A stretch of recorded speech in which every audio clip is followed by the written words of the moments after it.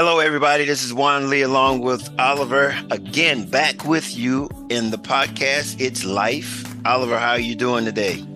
I'm good, man. I am good. We're back again. Listen, these conversations are they're good, man. Like I really hope for those of you who are listening that you are really digging into immersing yourself in this dialogue that's taking place because it's really giving even us the opportunity to really look at this thing called life and how we're navigating it, man. So good stuff. Glad to be back. Yeah, this is good. I mean, I think we're almost going to end up like piggybacking off of our previous episode because we were talking about knowing ourselves in that previous episode. And this week, we're going to just dig into, what is it, if anything? And I think the first thing we're going to do is just ask the question, you know, what does each generation owe the next generation? Mm. What does each generation owe the next generation? You know, I guess we start with, do you think we owe the next generation anything? I listen. If you asking my opinion, my answer is yes. I do believe that we owe the next generation something. Now, it's interesting, right? And I don't want to get off too far on a tangent, but it's it's it's tough sometimes for people to answer that question because there are individuals who come from a school of thought that says, I got mine, you got to get yours. Right. So I pulled myself up by my bootstraps. You go figure it out on your own. Then you have the other end of the spectrum now where people are not trying, they're not looking for options like we talked about uh in the last episode. However, they expect you to hand everything to them. So you got those two ends of the spectrum. So it's sometimes tough to answer that question. But my answer is yes. I do believe we owe the next generation something. And owe is a strong word. Owe is a word that can cause conflict. Owe is a word that, is a fire starter of sorts. But I want to use that word. And what I believe is that we have a responsibility. So if you don't like the word owe, you can take the word owe out, but you have a responsibility to start a pathway for those that come after you. And that we can talk about what all is on that path, but there's if I think about my kids, I have a responsibility to show them how to navigate life in a way that is not only conducive to their success, but also doesn't trample others in the wake of what they're trying to accomplish. So that it allows them to be influential and impactful and find themselves in some level of success. I believe I owe that to them. It's interesting because I'm going to interject. I'm going to ask you a question now and go, why? Why do you think you owe them anything? Why? I mean, because here's the thing. Did the previous generation give you anything? I think my dad, in his own way, did that, and that's a great question because I'd have to actually sit down and ask him, were you doing this purposely? Or was this just how you lived your life and how you raised us, thinking that that's what you had to do? I feel like he did hand me something. My quest to be a man of integrity, um, the the drive to make things work, to see things happen a certain way, my ideology around uh, not wanting to appear or feel like I'm not contributing. I got all that from him Mhm. because he was on the go. He worked. He was not a lazy guy. He was a man of integrity. If he said it was going to be yes, it was going to be yes. If he said it was going to be no, it was going to be no. He wasn't swayed, So he gave all that to me. Now, does he? I don't know. I'd have to ask him. Did he feel like he owed me that, or did he just pass it down? I think I've internalized that as I have a responsibility now to pass that down. Man, you bring up some real interesting scenarios. I mean, you talk about my dad, and I didn't. You talked about your dad, and I think back on my dad. My dad, it was interesting because his latter part of his life, he lived with me, Mm-hmm. and he never felt that I owed him anything. Mm-hmm. He always saw himself as one that was wanting to give to others. He would always give his best. He would my dad was a bus operator. And it's interesting. He's a bus operator, not bus driver, bus operator. But he carried himself as that professional bus operator. And the people that rode his bus accepted and received him as that professional bus operator. And he took a lot of pride in being that professional bus operator. But it was that type of attitude that he gave. And I would like to say that I mimic that type of professionalism and drive.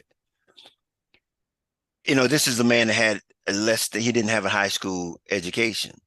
And so his character preceded him in all that he did. And he was just like your dad in the sense that it was what it was. He said what he said, and he did what he did, and he meant what he said, and he was going to do what he said he'd do. And that's just his character. That's character, and nobody can touch that. That renders back to our previous conversation about knowing self. When you know who you are, you present who you are in a way that you're confident and assured of who you are. That's that aside, though. I want to piggyback or address something that you said early on, and you said from both perspective or both spectrums as relates to this O versus responsibility. Man, it's interesting because of both of those perspectives, those both ends of that spectrum. We look at life as something that is ours instead of something that we are experiencing. And when I say the next generation, that question, do we owe or are we responsible, as you said, to the next generation? For me, that's a resounding absolutely. Absolutely. And the reason being is because we're only a bridge to the next generation. We're a temporary experience. We are experiencing something in this temporary vessel, this body that's only temporary. And how we get to influence the future is how we handle this experience, this temporary experience. And here's the point. The future or the past was the results of us being here in this present. That's right. And it's because of our experience, because here's this experience that the past had an experience that was present, that was, we're their future. And now we're the present that somewhere in the future will look at us as being, we will be their past.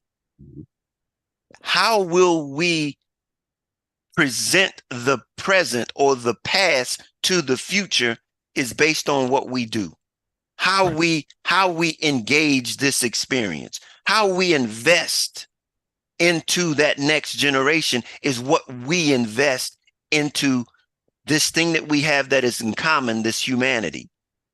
Yeah. We've got to begin to understand that not only do we owe or are responsible, our investment is what we have and who we are to be able to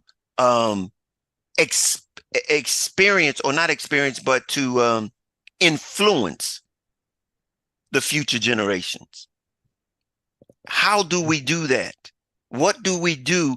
And that's a part of our previous conversation, though, is being able to give our best, our authentic selves, push it and giving it to one another. Because, see, I'm of the impression that my fulfillment comes in your success.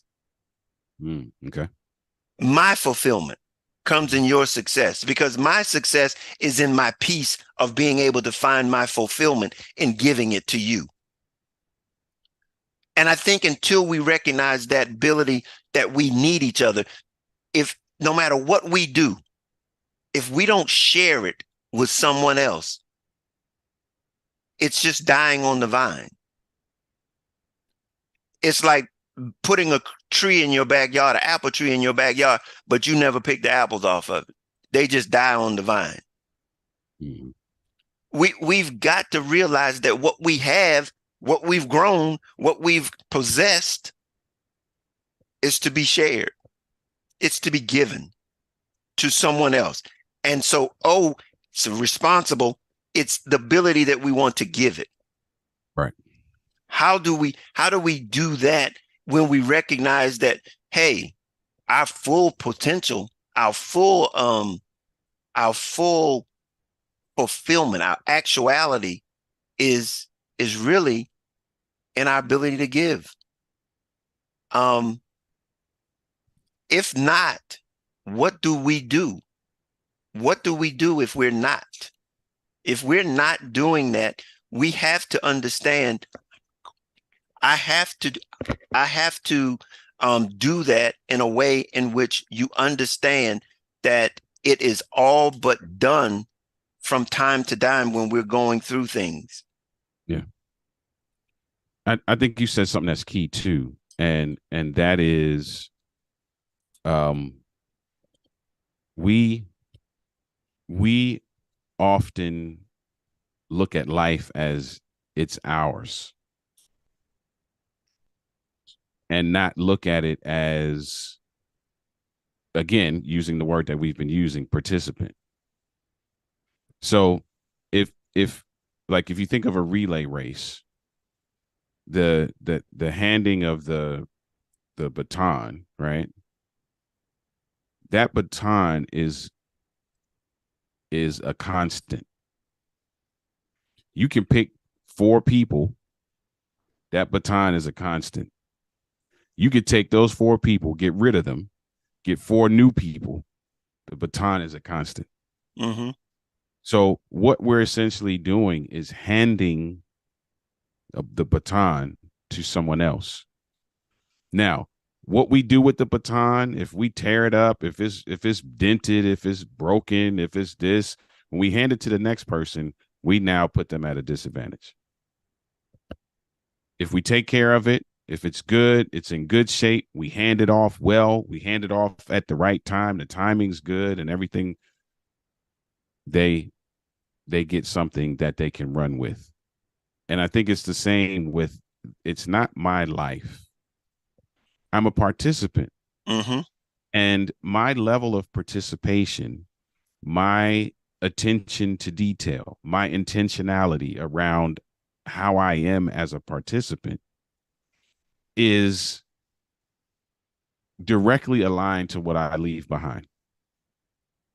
And now those that come behind me, they either have a clearer picture, a semblance of a path that they can forge, or they're left confused. And I think that I think that's key. What you said, man, is just our perspective around what we're actually here to do in the way of giving, in the way of responsibility. Our perspective is key to what happens next. If our perspective is, it's my life, YOLO, you got one, you only live once. Let me do everything I got to do. I'm not really concerned. That's going to show up. The effects of that will show up in the next generation. And that's the thing about it is that it's that owing the next generation. You said something, man, in our last episode where you talked about the generation that we're coming up behind us. I often tell that generation, I said, we're failing you guys. We're failing you guys. And unfortunately, we're failing you in a way in which we can't even identify it, because this mindset that the younger generations are in right now is that they don't even necessarily need us. Mm-hmm. Because things are changing so rapidly as far as technology is concerned. Success looks totally different now than it did when I was a child. Mm-hmm. And I'm talking about monetarily. It's like you were saying earlier. I mean, go to college, do that. If success is all about me and self, Mm-hmm.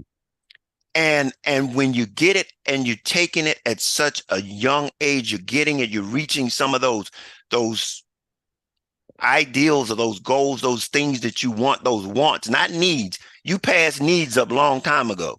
Your needs are, some people are excelling in certain areas of life that their needs are, they can't even find their needs. They're so far underneath of what they want.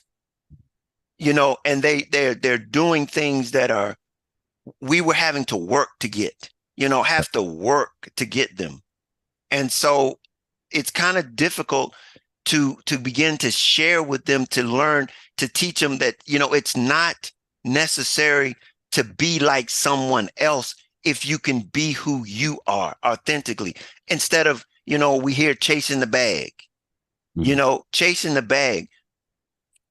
There's money, you got to have it. There's no doubt about it. You got to have it. But at the same time, how do you get it? It's going to make the difference. It's the journey. It's how you get the bag that's about it. And can you be true to yourself in getting the bag? That's the challenge that some of us are doing things for the bag at the expense of what we talked about, our character. Mm-hmm. At the expense of our dignity, at the expense of our name, our values don't even exist. And it's difficult for the generations to come together, or to see value in beginning to share that with the next generation, to say, oh, I need you. I need your perspective. Yeah. I need that perspective. I need to hear what you have to say. Yeah, and that's good. That's go ahead. Yeah, I mean, but that's the thing that I'm saying. We need. I'm thinking about where I am, what we're doing right now. There's no way I could have done, even to be on this podcast right now, without growing. Indeed. Without growing, because this wasn't available to me when I was in my 20s. This is people's norm. These are young people's norm right now. This is how they grew up. Yeah. And what does that mean? That means, hey, I need to learn something. Mm-hmm. Because this is growth for me.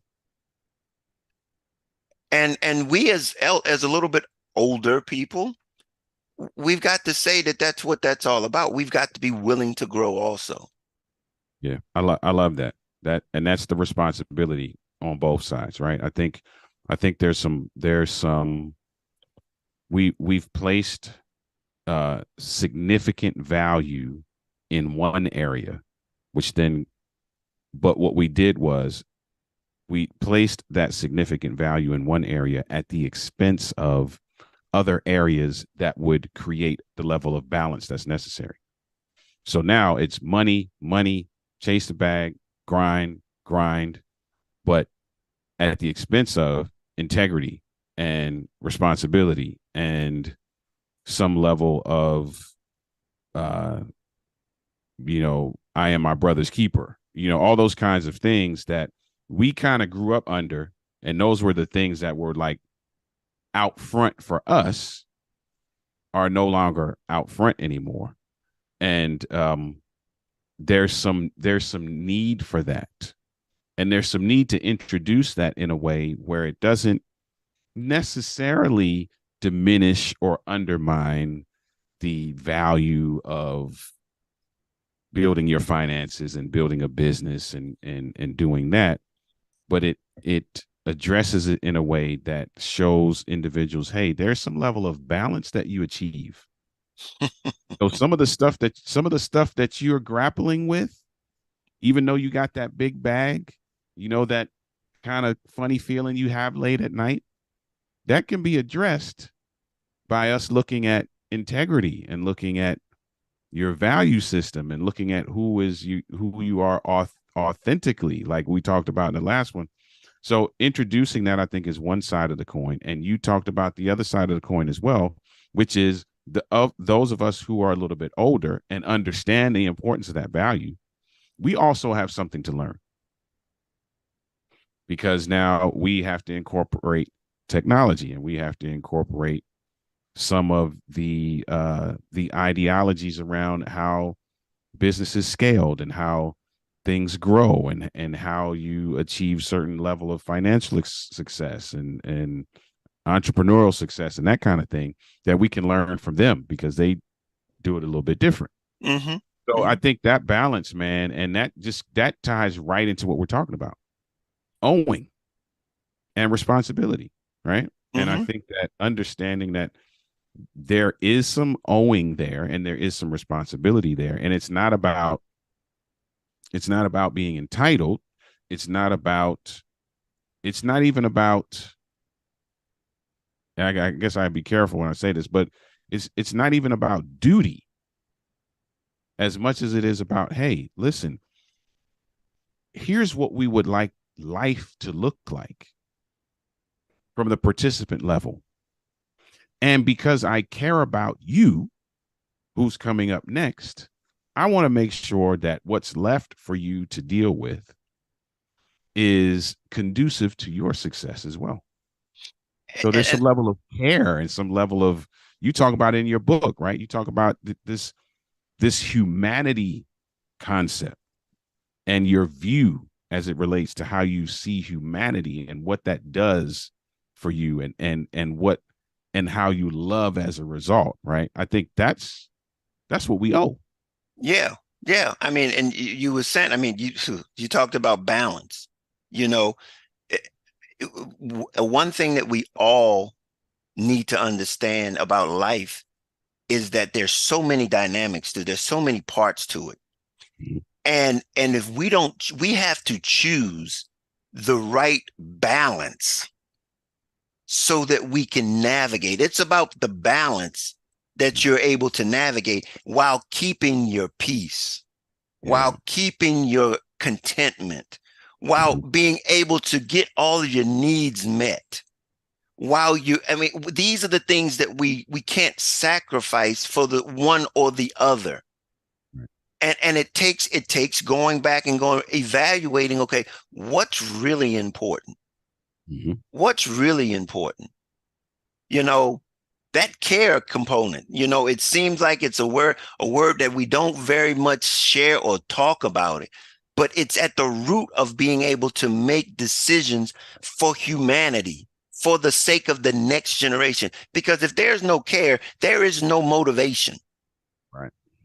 There's no motivation to care. I mean, to invest into the next generation. Or the motivation gets skewed because, like in the last episode, we're talking about the stages, right? Hmm.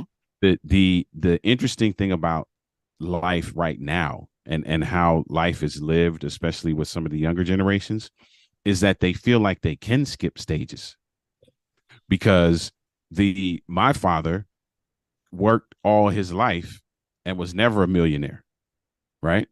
But you got the 19-year-old who can get on his phone and in a couple of clicks can be living better than all of us. So that now gives license to many people to feel like they can skip stages. Mm-hmm. So I'm at 19, 20, 21, 24, 25. I'm living better than, my parents, grandparents, great grandparents all put together. Mm-hmm. So then that causes us to skip how we navigate certain stages. And then they realize into their 30s, 40s, man, there's some things that are missing. And it's because that balance wasn't there. And I think that for me is what our generation, my parents' generation, that's what we owe. And that's see that hey, listen, that's fine. Listen, you're a millionaire at 22, man. That's beautiful, bro. Here's some other things you do need to still pay attention to. You bring up a conversation that we're going to have. And that's our culture and our journey. We just, it's gonna say a little bit about where we are, but every year we have this thing called Black History Month. Mm-hmm. And we've got to begin to live all 12 months as mm-hmm. though it's February and understand where we come from has been very essential to where we end up and going and where we headed. So it's not about just getting the bag. Mm-hmm. It's about learning how we got to where we are. Yeah. And so that wasn't an easy journey. And to think that it's as easy as 19 being able to get the bag and everything is okay, that ain't true. Yeah. That ain't true because, what we are sacrificing right now in this technology age is we're sacrificing relationships. That those abilities to have those relationships, because I can just press my button and can be very impersonal. Mm-hmm. But we miss out on people's experiences and being able to connect with people in a real way. Yeah. Instead of just facade that we are presenting through social media, so to speak. So that's probably going to be a conversation that we're going to have down the road, because we are a part of our history, and no matter each and every one of us, and we need that. We need to understand that it's a part of who we are, but it's not what we are. It's just a part of who we are. Right. And we can build on it, but let's not forget where we come from. Let's keep it real. Yeah, we have to remember where we came from. We have to understand that there was a path that was forged based on their experiences. We are, like you said in the beginning, we are the living future of that. And now we have to understand that we will be that for someone else. So knowing that for those of us who are listening, knowing that should cause us to now reevaluate how we are participating in this thing called life. Mm-hmm. Think that there will be a direct result and a direct effect on who comes after you. Yeah.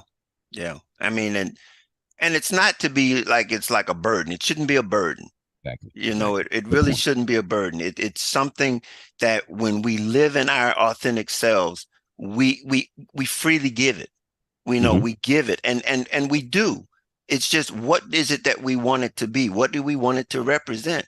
Is that an investment that we want to flourish as it grows? Or is it gonna be we're gonna be down there chopping at the doggone root of this tree, trying to dig it up, and everybody else trying to grow? So it's working counterproductive. So yeah, that's this week's I guess this week's real message there is that it's all about what we can offer, what we can give, and for the most part, we are our future's example. We are what the future is going to see and look back on and saying is the foundation for the future. I guess that's the way to put it. We're the foundation for the future. That's good. So Oliver, how can people contact you? People can find me on social media at Denali LLC, Denali Denoli LLC, everywhere on social media: YouTube, Facebook, Instagram, Pinterest, TikTok. Wow. Everywhere. Wow. Everywhere. Want to email me? You can email me, Oliver, Oliver, at denali.org. Author, speaker, coach in the relationship building and men's empowerment spaces.